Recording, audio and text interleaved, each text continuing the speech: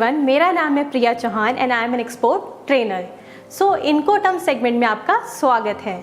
आज हम बात करेंगे एफएएस क्या होता है, एफएएस को कहाँ यूज़ किया जाता है।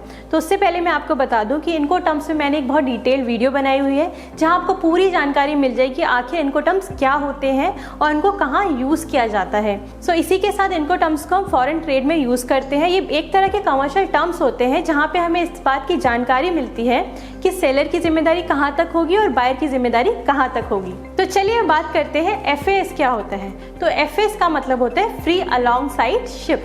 तो इसमें बायर आपको कहता है कि मैंने पोर्ट पे एक जगह बुक करा दी है और आपको वहां तक बस सामान पहुंचाना है और वहां रखवाना है। तो इसमें आप क्या करते हैं, आप अपने प्रोडक्ट को पैक करते हैं, कंटेनर में लोड कराते हैं, फिर आप पोर्ट तक लेके जाते हैं, फिर कस्टम क्लियरेंस करते हैं, फिर टर्मिनल चार्जेस देते हैं और फिर आप पहुंचते हैं उस जगह पे जो बायर ने बुक कराई है। आप वहां पे अपना सामान रखवा देते हैं। तो बस यहीं तक की आपकी जिम्मेदारी होती है। इसके बाद की सारी जिम्मेदारी बायर की होती है। तो बस यही होता है एफएएस। तो बेसिकली एफएएस में आपकी जिम्मेदारी इतनी ही होती है कि आप सामान को पैक कराएं, लोडिंग कराएं कंटेनर में, फिर टर्मिनल पे ले जाएं, कस्टम क्लियरेंस कराएं, टर्मिनल चार्जेस दें और फिर बायर ने आपको जो जगह बताई है वहां पे बस अपना सामान रख दें। उसके बाद सब कुछ बायर ही करेगा। इंश्योरेंस नेगोशिएबल होता है, इसको या तो सेलर भी कर सकता है या फिर बायर भी कर सकता है।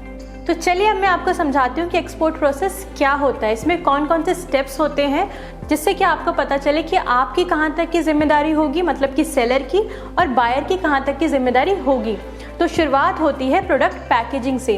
तो मतलब कि आपको ऑर्डर मिल गया है और अब आपने अपना प्रोडक्ट तैयार भी कर लिया है। तो आपके बायर ने आपको इंस्ट्रक्शन दी होंगी कि आपको कैसे इसको पैक करना है, बॉक्सेस में करना है या पीपी बैग्स में करना है, तो वो आप कर लेंगे। ये एक फर्स्ट स्टेप होता है। दूसरा होता है कि आपको लोडिंग करानी होती है। तो लोडिंग आप कंटेनर्स में कराते हैं, तो वो एक दूसरा स्टेप आता है कि लोडिंग आपको करानी होगी, उसके चार्जेस लगते हैं। तो अगला आता है डेस्टिनेशन टू पोर्ट और प्लेस। तो डेस्टिनेशन टू पोर्ट का मतलब है कि अगर आपके बायर ने कहा है कि मैं शिप से इसको लूँगा तो आपको पोर्ट तक भेजना है, और अगर आपके बायर ने ये कहा है कि मेरा एक एजेंट है, आप उसके वेयर हाउस तक भेज दीजिए, बस बाकी सारा काम वो करेगा, तो आपको वेयर हाउस तक ही भेजना होगा। तो नेक्स्ट स्टेप आता है कि अगर आप पोर्ट पे भेज रहे हैं तो पोर्ट पे भेजने के बाद आपकी एक्सपोर्ट ड्यूटी लगेगी, टैक्सेस लगेंगे, कस्टम क्लियरेंस होगी, क्योंकि ये भी तो जानना होगा कि आप कोई रिस्ट्रिक्टेड प्रोडक्ट तो नहीं भेज रहे हैं। तो उसके बाद आता है टर्मिनल चार्जेस। आप पोर्ट पे लेके जाते हैं तो वहाँ पे टर्मिनल्स होते हैं, उनके भी चार्जेस होते हैं। उसके बाद स्टेप आता है लोडिंग ऑन कैरेज। आप किसी शिप में भेज रहे हैं तो उसमें लोड भी कराना होगा। उसके बाद स्टेप आता है कैरियर चार्जेस। तो अगर शिप है, शिप एक जगह से दूसरी जगह ले जाने के लिए चार्जेस भी लेते हैं, तो फिर वो वाले चार्जेस आते हैं। और उसके बाद इंश्योरेंस आता है। इंश्योरेंस नेगोशिएबल होता है। मान लीजिए कि अगर रास्ते में कोई तूफान आ गया, कोई भी मिसहैपनिंग हो गई, तो उसकी जिम्मेदारी कौन लेगा सामान की। तो उसके लिए इंश्योरेंस कराना बहुत ज़रूरी होता है और वो आप बात कर सकते हैं कि वो बायर करेगा या फिर आप करेंगे।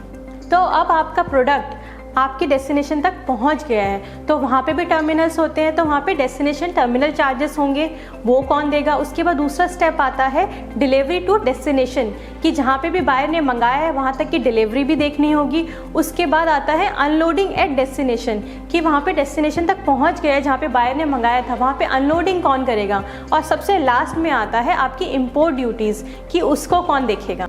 एफएएस में आप देखेंगे कि आपकी जिम्मेदारी ओरिजिन टर्मिनल चार्जेस तक होती है, बाकी सारी जिम्मेदारी बायर की होती है। तो मैं उम्मीद करती हूँ आपको समझ आ गया होगा कि एफएएस क्या होता है। ये भी एक बहुत सिंपल टर्म है, इसमें भी बहुत ज़्यादा कॉम्प्लिकेटेड कुछ भी नहीं होता है। अगर आप समझ जाएं तो बहुत आसानी से आप इसका इस्तेमाल कर सकते हैं और अपना काम बहुत आसानी से कर सकते हैं। तो मैं उम्मीद करती हूँ आपको ये वीडियो बहुत अच्छा लगा होगा और बहुत सारी जानकारी मिली होगी। आने वाले वीडियोस के लिए आप हमारे चैनल को सब्सक्राइब करना ना भूलें।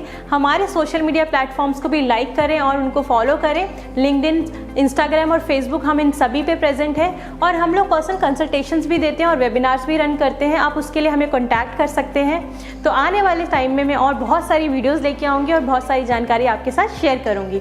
धन्यवाद। Go local to global.